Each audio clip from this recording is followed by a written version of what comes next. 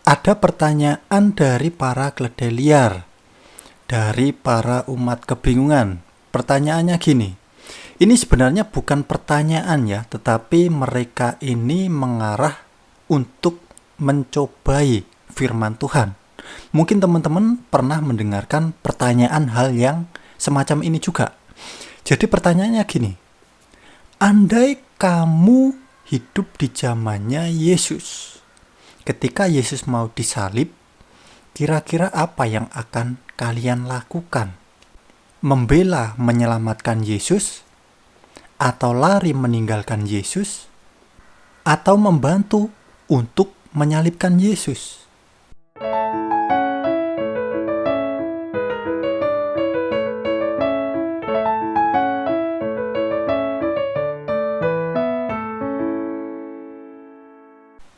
Untuk kawanku semuanya, selamat datang di Pusat Rohani.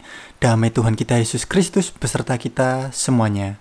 Jika yang hendaklah kamu katakan ya, jika tidak hendaklah kamu katakan tidak. Apa yang lebih daripada itu berasal dari si jahat. Nah, mungkin teman-teman pernah mendengarkan atau mendapat pertanyaan hal yang semacam ini. Ini hal biasa dipertanyakan oleh para keledai liar, para umat kebingungan. Kenapa? Ya karena kalau di mereka mungkin firman Tuhan ini tidak kekal. Ketika butuh apa bisa turun ayat. Ketika memerlukan apa datanglah ayat susulan dan lain sebagainya. Ini sangat berbeda di dalam iman Kristen dan Alkitab. Firman Tuhan ini kekal. Apa yang dinubuatkan pasti terjadi gitu loh. Nah sekarang langsung saja mari kita lihat mengenai penyaliban Yesus Kristus. Ini sudah dinubuatkan di dalam perjanjian lama, jauh-jauh hari. Mari kita lihat. Yesaya pasal ke-53. Nanti teman-teman yang belum baca, silakan baca secara lengkap ya. Ini saya memberikan salah satu contoh nubuatan di dalam perjanjian lama mengenai penyaliban Yesus Kristus yang sudah dinubuatkan jauh-jauh hari. Mari kita baca ayat yang ketiga ya, nanti teman-teman bisa baca secara lengkap. Mari kita baca di ayat yang ketiga. Dia direndahkan dan ditolak oleh manusia, seorang yang penuh penderitaan dan yang dikenal berpenyakitan, dan kita menyembunyikan wajah dari dirinya. Dia direndahkan dan kita tidak menghargainya. Sesungguhnya dia sendiri telah menanggung penyakit kita. Dia telah memikul penderitaan kita, namun kita menganggap dialah yang terkutuk, yang dihajar dan didera Elohim. Padahal dialah yang tertikam karena pemberontakan kita, yang diremukan karena kejahatan kita. Ganjaran yang mendatangkan keselamatan bagi kita ditimpakan kepadanya, dan oleh bilur-bilurnya kita sudah disembuhkan. Nah, nanti teman-teman bisa baca secara lengkap sendiri. Ini nubuatan untuk Yesus Kristus, Tuhan kita, yang sudah dinubuatkan jauh-jauh hari mengenai peristiwa penyaliban itu. Dan kemudian digenapi di dalam perjanjian baru, ketika Sang Firman itu telah menjadi manusia. Ketika Tuhan Yesus Kristus datang ke dunia, digenapi. Injil Matius pasal ke-20 ayat ke-28. Sama seperti anak manusia, datang bukan untuk dilayani, melainkan untuk melayani, dan untuk memberikan nyawanya menjadi tebusan bagi banyak orang. Jadi Yesus Kristus, Sang Firman Bapa yang datang ke dunia ini, datang bukan untuk dilayani, malah justru untuk melayani dan memberikan nyawanya menjadi tebusan bagi banyak orang. Tujuannya datang ke dunia ini memang untuk ini gitu loh. Untuk apa? Untuk menyelamatkan banyak orang. Jadi kalau ada yang berkata, Tuhan kok mati, kemudian Yesus kok nggak bisa menyelamatkan dirinya sendiri dan lain sebagainya.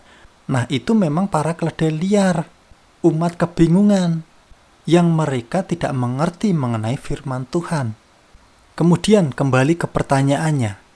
Jika kira-kira kamu berada saat di zamannya Yesus, apa yang akan kamu lakukan? Menyelamatkan Yesus, lari meninggalkan Yesus, atau membantu menyalibkan Yesus? Kan ada pertanyaan seperti itu. Nah, para keledai liar, umat kebingungan tidak mengerti yang namanya nubuatan dan penggenapan. Mari kita baca Injil Yohanes pasal ke-18 ayat ke-11.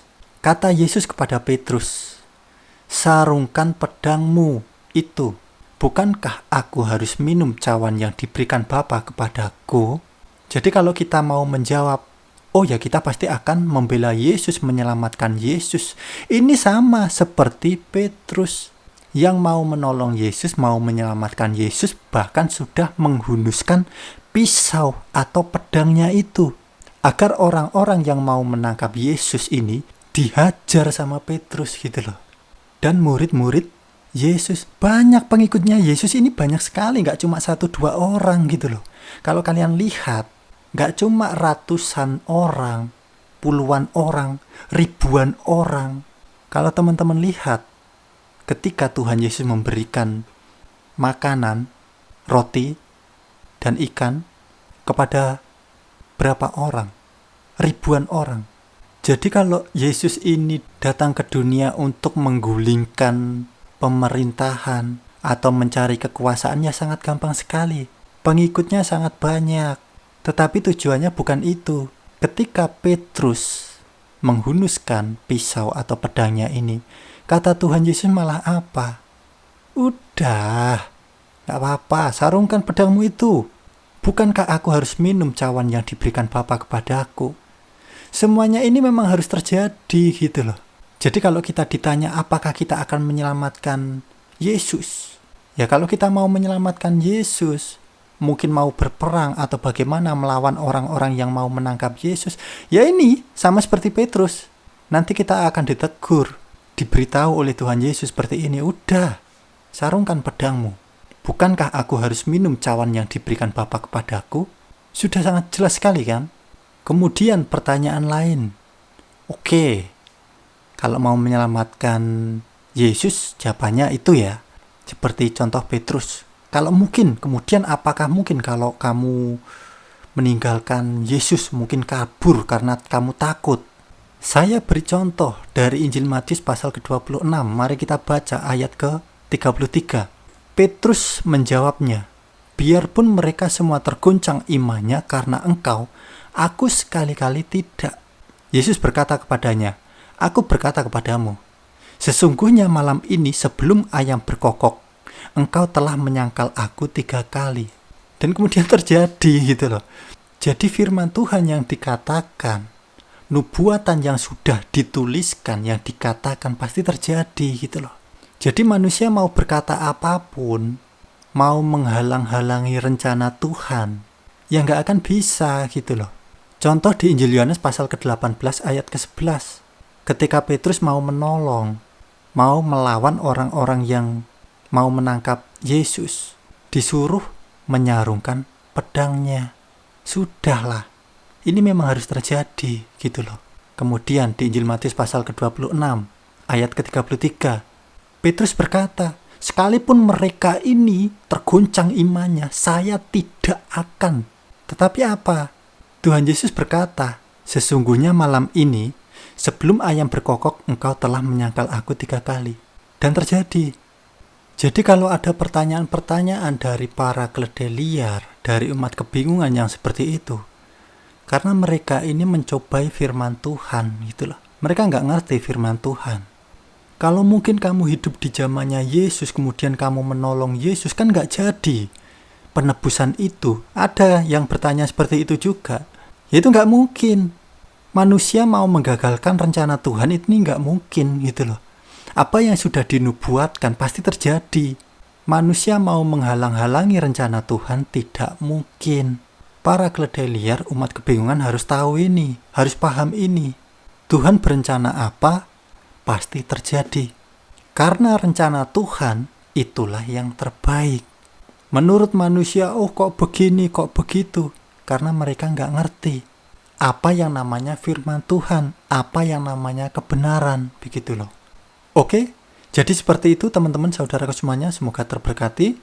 Untuk teman-teman yang mungkin baru saja menonton video di channel YouTube Pusat Rohani, bisa dukung kami dengan cara tekan tombol subscribe-nya untuk mendukung channel ini agar terus berkembang dan mewartakan kerajaan Tuhan kita, Yesus Kristus. Nah baik kawan, terima kasih sudah menonton video di channel YouTube Pusat Rohani. Damai Tuhan kita Yesus Kristus beserta kita semuanya. Terpujilah Tuhan kita, Yesus Kristus. Amin.